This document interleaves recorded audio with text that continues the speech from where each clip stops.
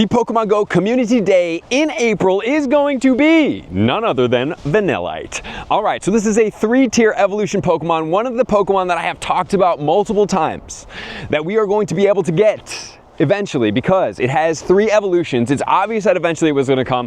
Surprised that it's in April. It is an ice Pokemon. It seems like it would be something more attuned to winter time, but that's okay. We're going to go over all the details in this video, including the April content, that there's a couple great things that if you didn't see, you're going to want to check out. So welcome to the Trainer Club. Here we go.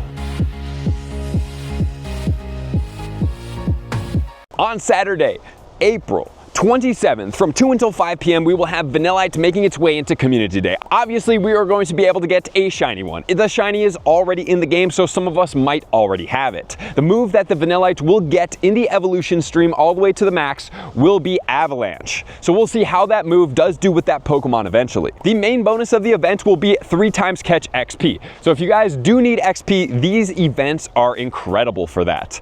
Not only that, we are going to get more things. So we're going to get 2 times catch candy.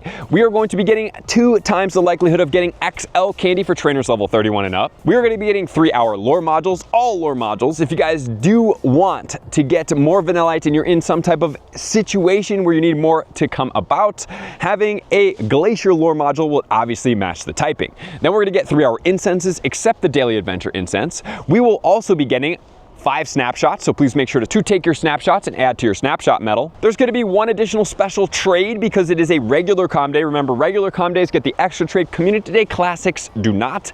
And then we are also going to be getting a 50% reduction in Stardust cost when trading. So make sure to trade, especially if you're looking for a shiny. Put this on your calendar with that person that you're going to be trading with.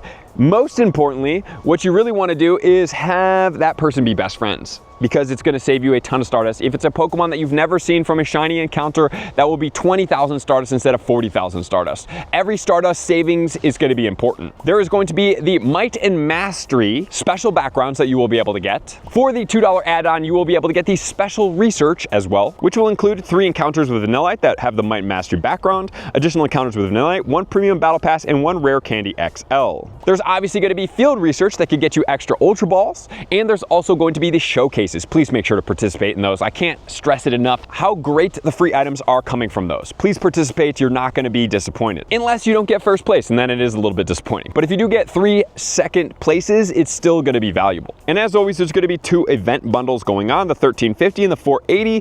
The 1350 will have the Elite Charge TM. So as far as Vanillite, it's not the most powerful Pokemon. It's not the most impactful Pokemon. It is a 3-tier evolution Pokemon, a base form and 2 evolutions. And then it's going to be getting Avalanche, which is always great to have another Ice-type Pokemon in the game, except for the fact that we've already got the Kyurem fusions, and those things dominate. So really, no other Ice forms are really that important at this moment, but maybe eventually in the future.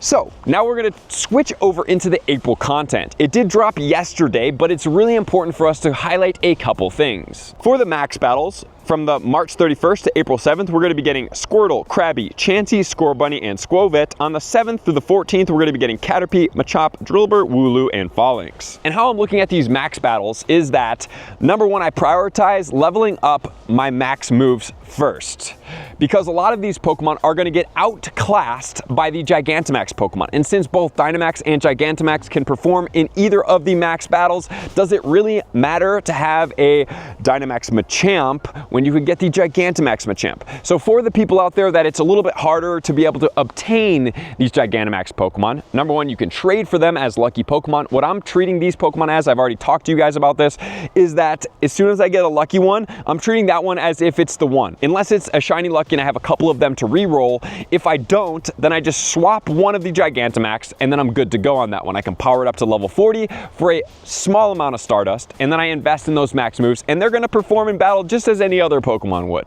So it doesn't really matter if it's missing 10 CP points as opposed to having all of the IV points, right? It doesn't really matter for me personally. If you want to go and hunt those, you can, but I think it's going to burn you out, and I wouldn't stress about that because it will be perfectly fine in those battles. So I have a really unfortunate Charizard and Venusaur, and I don't really care. I've already maxed out the Charizard's move. I'm working on the Venusaur's moves because they perform, and that's all that really matters when we're going in here. But for everybody that doesn't have it, like I said, in the smaller communities, these Dynamax Pokemon might be something you go after. You can save up a bunch of them, and then you can trade for them. And then for my Max Particles, once I have all the Pokemon that I want to use Max Moves maxed out, then I will go and start using my Max Particles on these lower tiered Dynamax raids. In April 14th to 21st, we're going to get Machop, and then we're going to get the brand new introduction of Passimian. So Passimian will be making its way into the Dynamax form, as well as Phalanx will be in here as well. From the 21st to the 28th, we're going to get Squirtle, Krabby, Chansey, and Sobble, and then the 28th through the 5th, we're going to get Charmander,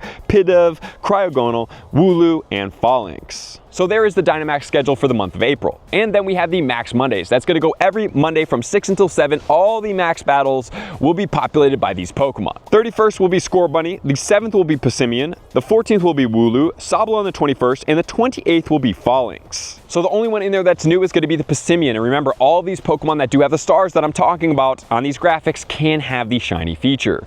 And then we're going to talk about raid battles. So we do have the Tapu Lele that's going to be making its way into raids. From the 31st all the way until the 9th of April. On the 9th of April, we're going to be changing over into Ultra Beasts, 2 of them. So remember, Blacephalon as well as Stakataka. Okay, so Stakataka and Blacephalon have not had their shiny forms out in the wild yet. That's why I've recommended in my previous videos that you guys don't really prioritize raids on these.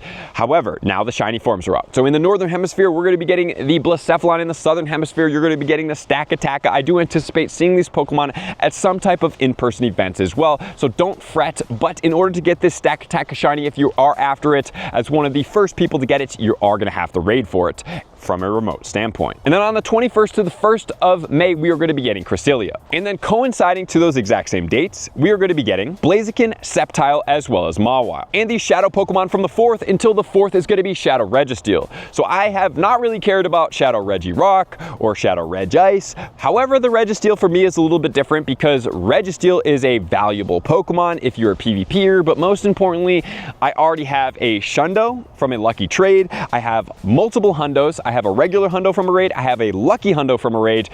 So this one I might treat a little bit differently just because of my collection. And then let's talk about events in the month of April. From the 3rd to the 7th, we have Stunning Styles. On the 5th, we're going to have the Mega Audino Raid Day, which we already talked about. On the 6th, we're going to have Tyrogue Hatch Day. Wow, that's really fun. I'm excited about that one. Just a reminder, Shiny Tyrogue will be coming from 2-kilometer eggs. That is going to be something from the past, similar to As the Riolu, if it does mirror that.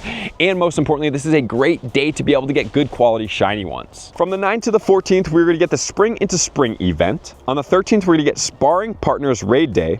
From the 16th to 22nd, we don't even know what it's going to be. It's a surprise. I'm excited about that. And then on the 19th, we're going to be getting Gigantamax Snorlax Raid Day. I am excited for this one. It's going to be more than likely 2 until 5, Snorlax everywhere, Gigantamax battles. Just a reminder, guys, that those specific battles are going to be extremely valuable from an XP and a Stardust standpoint. And Gigantamax Snorlax looks incredibly cool. From the 24th to the 29th, we have the Sweet Discoveries events. From the 26th to the 27th, we have the Dynamax Entei Max Battle Weekend. And then on the 27th, we're going to have the Vanillite Calm Day that we just talked about in this video. And then let's talk about raid hours. On the 2nd, we're going to have Tapu Lele. On the 9th and the 16th, we're going to have Stakataka or Blacephalon, depending on where you are. Blacephalon is going to be in the Western Hemisphere, and Stakataka is going to be in the Eastern Hemisphere. And then on the 23rd and the 30th, we're going to get Cresselia. And then we have Spotlight Hours. And guys, remember that Shelter Spotlight Hour was very valuable for Stardust? Well, guess what? We have another very valuable Spotlight Hour as well.